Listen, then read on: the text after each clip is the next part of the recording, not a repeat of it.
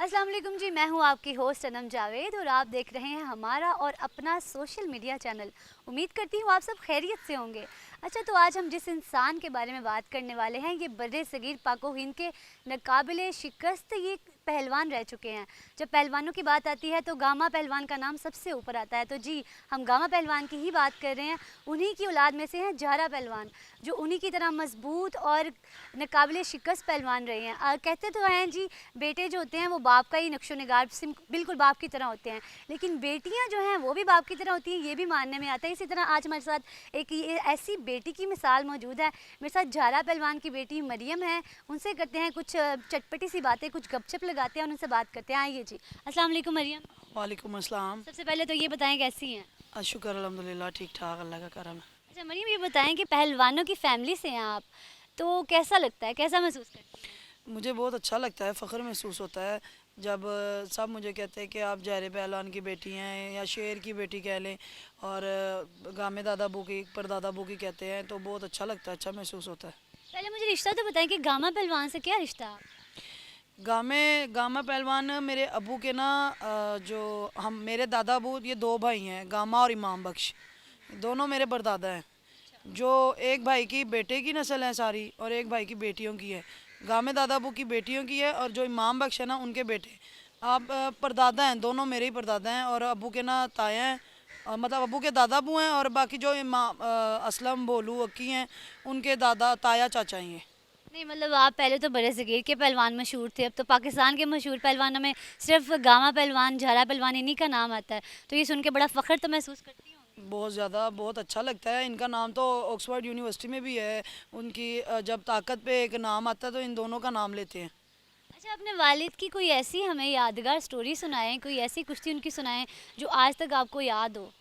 उनकी कुश्ती अनोखी के साथ ही है, जो उन्होंने 16 साल की उम्र में ना अनोखी के साथ जीती थी। और बाकी एक बात ये बताऊं कि मैंने खुद भी अपने वालिद को नहीं देखा हुआ। 1.5 साल की थी जब वो फोत हो गए थे। इतनी छोटी थी आप, कब डेथ हुई थी उनकी। उनकी डेथ के मुझे नहीं पता, 1.5 साल की थी। मेरे वालिद ना 29-30 साल में थे जब वो फोत हो गए थे। इतनी छोटी उम्र में वो दुनिया से चले गए, किस वजह से, दुश्मनी की बिना पे या नहीं वैसे। नहीं नहीं नहीं, ऐसा कुछ भी नहीं था। उन्हें ना हार्ट अटैक हुआ था। अच्छा, हार्ट अटैक हुआ था। तो आप तो बहुत छोटी होंगी, तो आपको तो किस्सा याद भी नहीं होगा, मामा से ही सुना होगा। हाँ जी, वालिद के सारे किस्से अम्मी सुनाती हैं, या अबू के दोस्त मिल जाएं वो बताते हैं। और माशाल्लाह बहुत अच्छे इंसान थे मेरे अबू। अल्लाह पाक उन्हें जन्नत नसीब करे। मेरे वालिद क्या, मेरे दादा अबू, परदादा अबू की नस्ल है, वो भी बहुत अच्छे थे, बहुत नेक इंसान थे। अल्लाह पाक सबको जन्नतुल फिरदौस में आला मुकाम अता करे। आमीन जी आमीन। मैंने एक स्टोरी सुनी है कि झारा पहलवान की एक कुश्ती हुई थी, जापानी जो थे पहलवान उनके साथ, अंटोनियो समथिंग नाम हाँ था। जी, वो मुसलमान हो गया था ना। अनोखी नाम उनका नाम था। अब हुसैन नाम रखा था उनका, तो वो 1 अक्टूबर को ना वो भी फोत हो गए थे। उनके झारा के फोत होने के बाद।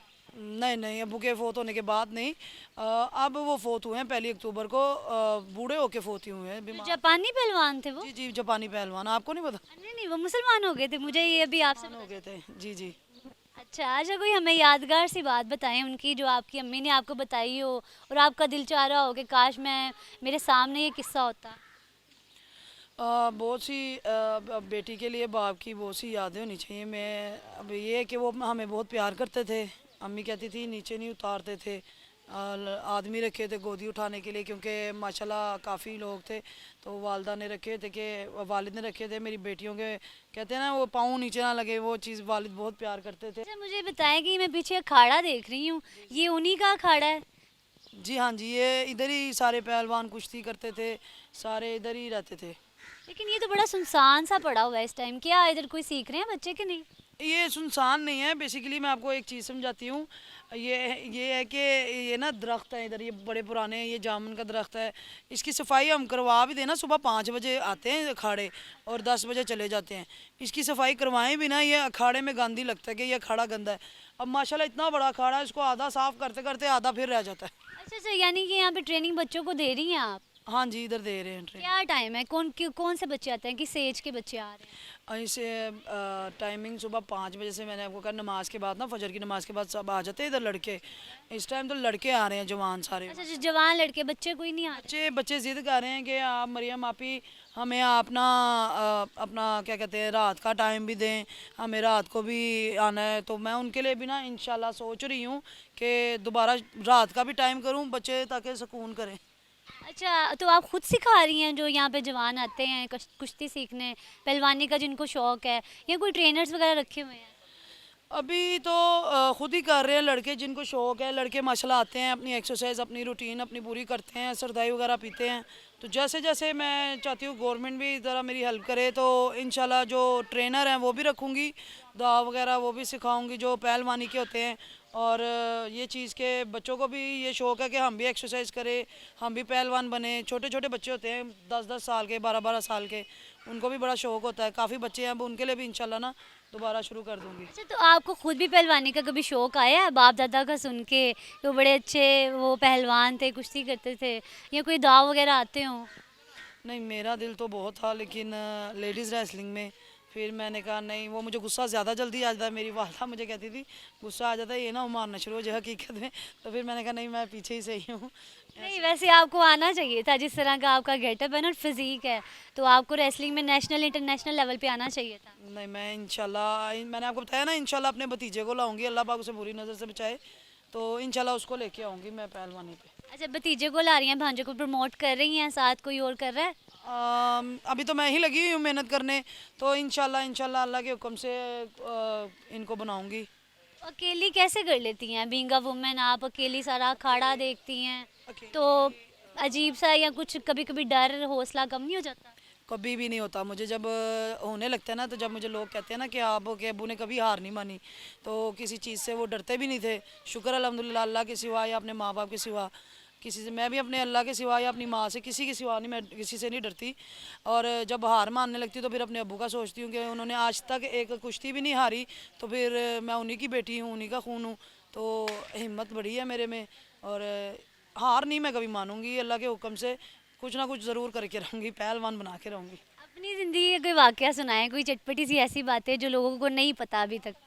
मेरी ज़िंदगी में ऐसा अभी कुछ है नहीं, बस ये है कि लोग जब जाती हूँ शक्ल वालिद जैसी भी है पूरी, तो लोग देखते कह जाते हैं कि आप जहरे पहलवान की बेटी हैं। तो जब जा भी रहे होते हैं ना किसी के साथ, तो लोग कह देते हैं ये जहरे पहलवान की बेटी जा रही हैं। तो बस ऐसे ही अच्छा लगता है, मुझे बड़ी खुशी होती है, अच्छा महसूस होता है। कभी कोई फ़नी वाकया नहीं आया आपके साथ, हुआ है कि आपके बाप दादा को लेके जहरा पहलवान का कह के किसी ने कोई फ़नी सा कोई मोमेंट ऐसा रास्ते में कहीं चलते हुए आया हो? नहीं नहीं, ऐसा कुछ भी नहीं, फ़नी मोमेंट कुछ भी नहीं हुआ। लोग बड़ी इज्जत करते हैं, बड़े किस्से सुनाते हैं वालिद के साथ बैठ। फ़नी उस लिहाज से नहीं, मजाक के लिहाज से नहीं, मतलब आपके लिए यादगिर हो कि आज भी आपके बाप का नाम जिंदा है, दादा का नाम जिंदा है, और बड़ा प्राउड मोमेंट हो आपके लिए। वो चीज़ तो कुछ भी नहीं हुई, लेकिन ये चीज़ है कि जब वो सारे निकलते थे ना, ये पहलवान अखाड़े से निकलते थे या वालिद निकलते थे, तो सड़कें ब्लॉक हो जाती थी। क्योंकि फिर हाँ, मरी गए थे वालिद और वालदा एक दफ़ा। तो वो मैं आपको किस्सा सुना देती हूँ, वालदा ने सुनाया था, बड़ा अच्छा है। जब मरी गए थे ना, तो वालिद ने कहा कि हम दिन के टाइम नहीं जाएंगे, लोग हमें रोक लेंगे। तो रात काफ़ी हो गई, फिर वालदा ने कहा अब तो अंधेरा हो गया, लोग सो गए होंगे। तो जब ये गाड़ी में निकले ना माल रोड पे, तो किसी एक बंदे ने इन्हें ना देख लिया कि ये माल पे आए हैं। तो उस टाइम ना माल रोड बिल्कुल ब्लॉक हो गया था। गाड़ी में ये लोग बैठी हुई थी वालदा, और अब्बू ने फिर वालदा को कहा था लो आप आ जाओ, कि आपको बाहर आना था ना, लोगों ने रोक लिया हमें। हाँ, वो प्रोटोकॉल इतना मिलता होगा कि नहीं जी ये पहलवान बड़े हमारे क्या कहते हैं, बड़े नाकाबिले शिकस्त हैं, और डरते भी होंगे लोग बड़े, कोई ऐसे पंगा तो लेता नहीं होगा।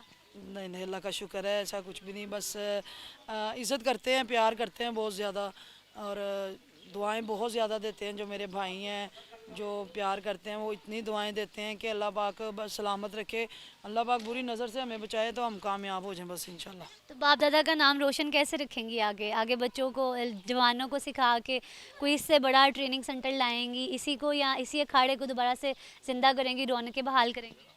मैं इंशाल्लाह अपने वालिद का नाम अल्लाह के हुक्म से, अल्लाह की रज़ा से रोशन ही रखूँगी, और इज़्ज़त से ही नाम अपने बाप का रोशन रखूँगी। और इंशाल्लाह आगे अपने भतीजे को लाऊँगी, और अल्लाह पाक उसे बुरी नज़र से बचाए, उसी को कामयाब करके अपने जो मेरे वालिद का है, हमारा का है, वो उसी को कंटिन्यू रखूँगी इंशाल्लाह। तो जी ये थी मरियम जारा पहलवान की बेटी। आपने इनकी बातें सुनी, उम्मीद करती हूँ आपको अच्छी लगी होंगी। इसी के साथ अपनी मेज़बान को दीजिए इजाज़त। हमें अपनी राय कमेंट सेक्शन में ज़रूर बताइए और हमारे चैनल को सब्सक्राइब ज़रूर कीजिएगा। अल्लाह निगहबान।